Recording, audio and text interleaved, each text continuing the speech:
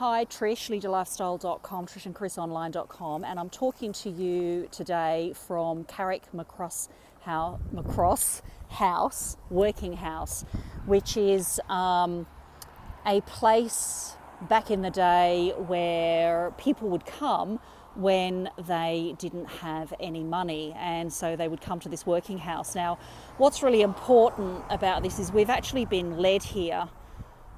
It's just quite a fascinating story. Mum has traced our ancestry. Now, when it comes to Irish history and Irish genealogy, it's very, very hard to track because there's very little paperwork. There were no census that was done. The only thing that was done were records, tenant-landlord records were kept in respect to farmers and farming land. Anyway, Mum's relatives actually moved or went to Scotland. I'm going to share a little bit more about this a bit later, but just to give you a little bit of insight first while we're here, because we're heading off to track the village and the gravesite and the church where our ancestry are now. But these relatives, Mum's relatives, actually moved to Scotland, and it was during the time of the potato famine. It was during the times where people got displaced because of that, and so Mum had records of them in Scotland but not here in Ireland. And it's interesting because Scotland kept good records as well. So she was able to track from, I think, one of the great-great-great-grandfathers. He'd actually written down, actually it was the brother of the grandfather, wrote down the place of birth, and it was Monaghan in Ireland. And so there's a Monaghan County and there's a Monaghan City. We're about half an hour from Monaghan right now. So we drove here based on a phone call we made to the library, the local library, and they told us that the Garveys and Reynolds and Martins generally came from the Carrickmucross area. She felt quite strongly about that. So we've turned up here and we pulled up into a side street, and the mum just stepped out and said to just a stranger walking past, "Are we okay to park here? Do we need to get a parking ticket?" And she says, "Oh, we're just here to just check out our genealogy." And it was a rather odd thing to say, but she did say that. And what happened was when she asked that, he turned around and he says, "Oh, just pop into the barber shop and they'll be able to give you more information." So we popped into the local barber shop, and it was amazing. He said the barber in there, who's only a young guy, who must have been in his mid-20s, said, "Oh, you have to talk to Bernie." So Bernie all of a sudden appears. She'd be in her 70s, and she knows the Garveys, or she knows of Garveys and Martins in this area. And she said, "You have to go down to the workhouse." So she phoned up, she made a phone call, made an appointment immediately to speak to the lady here in the workhouse, because she does all the genealogy around here. And that's how it all happened. So that's how it all unfolded, was literally by chance. We turned up here, Carrickmucross, based on information given to us from the library, and we happened to pull up in the right street, park in the right parking spot, and talk to the right gentleman. And then the next thing, we're in the barber shop across the road. I mean, how hilarious is that? And then we end up at the Carrickmucross Working House with all that history in it, and then she did some searching for us. And it's quite a process when it comes to searching for Irish genealogy. It's not an easy task. So anyway, I'm going to go because I've got to cross some roads up here, but I'll fill you in a little bit more once we get to the village. Over and out for now. Bye. And here we are from the village of Carrickmucross, and I'll just swing around because we're in the town centre.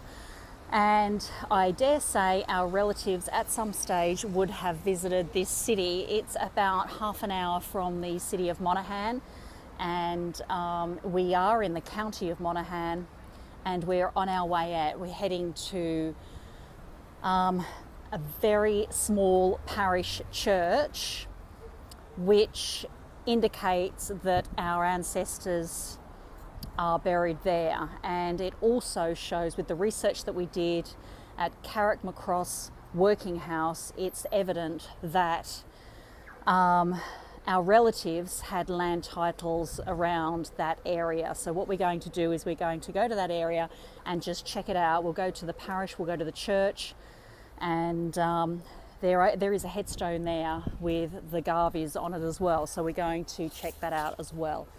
Keeping in mind that all the information is very, very limited, and sometimes you don't get a lot of information from the records. So so we'll head on out, and we're just going to go and have a cup of tea with the lady that we ran into in the barber's shop, and she's just come on down to the main street to meet up with us to go and make us a cup of tea.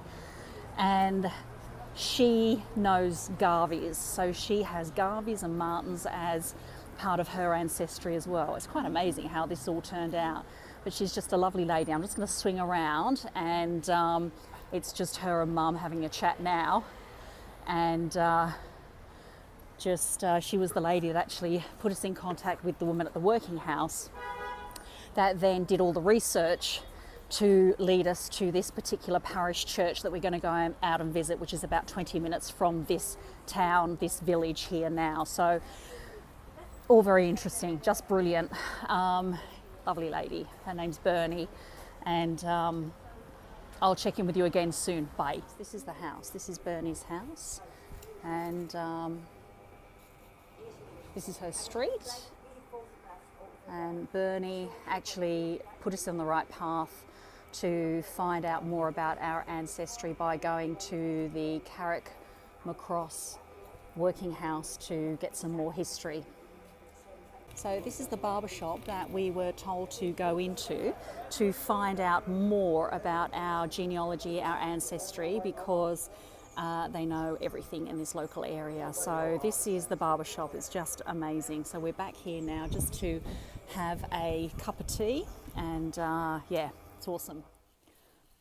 So hi everyone, it's absolutely poured down with rain here, so I've got the hood and the umbrella.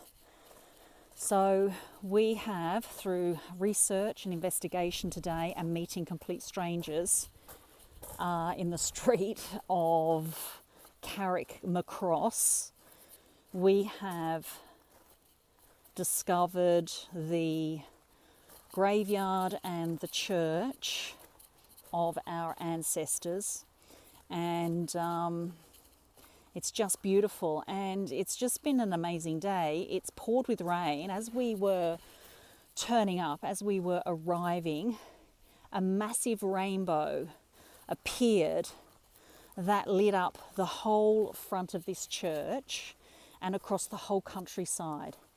Just amazing. And it was just a sign to us that we were in the right area here.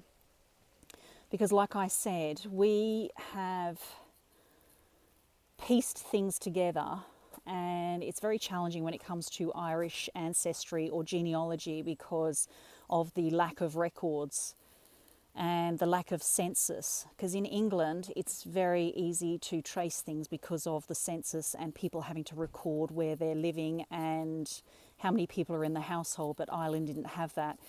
However, they did have records of tenants to landlords, in other words, tenant farmers that had or were in charge of land holdings, had to pay rent to those landlords, and so they did keep records of that. And so that is what has made this journey a little easier, is because the Garveys were farmers, and they were farmers within this whole area. And we've got now names of the land areas, or the allotments, or they called them allotments. And so we've got all that information, and it's all around this whole area here.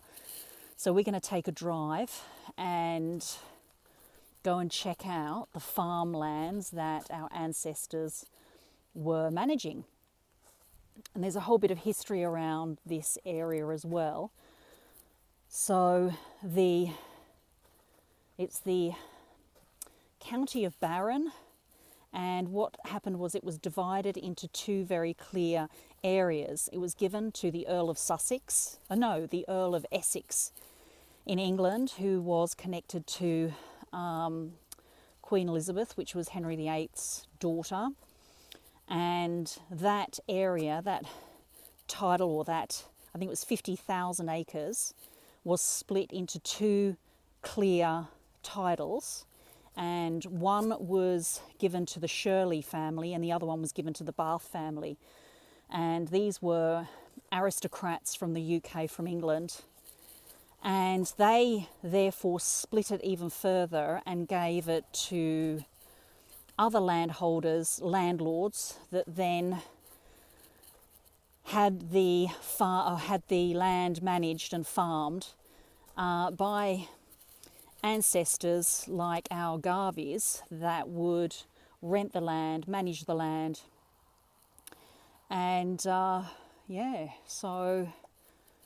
it's quite some interesting history that I've learnt today about our family. What I am going to do is I'm going to wander over to the Garvey headstones, because we did that. It's just such a beautiful place and such a beautiful resting place. Like, it's so picturesque. You really couldn't picture anything more perfect, in all honesty. It's just beautiful. So if I turn around here, can you see 1, 2, 3 headstones together? And there it is there. And more recently, the book headstone there is for the recent death of a Garvey. And that was 2005. But the big white headstone there is quite old. There's no date on it. And it says there, to the memory of all the Garveys who sleep here. So that's all the Garveys. That's our ancestors there.